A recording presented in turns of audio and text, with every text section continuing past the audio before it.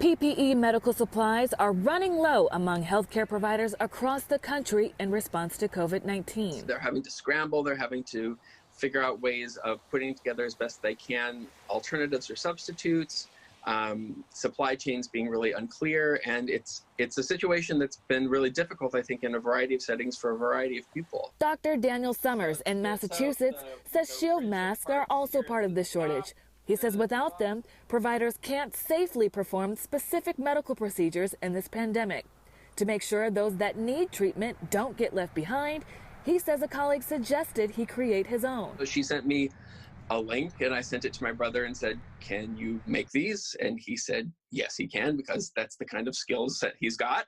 His brother here in Seattle used this 3D printer to create 12 plastic frames for the masks, then shipped the frames more than 3,000 miles to New England. And sent me a link for some instructions for how to make the actual plastic part that's the shield itself.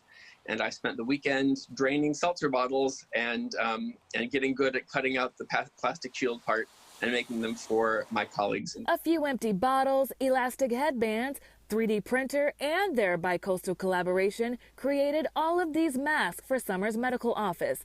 He says creativity is just one of several ways people are coming together to support those on the front line of the outbreak. One of my colleagues, her mother sewed cloth isolation gowns for us to put over our scrubs. So we've been trying to come up with ways to make sure that we're able to be as protected as possible, delivering as much care as possible. Care that's vital in beating coronavirus. Frankie Thompson.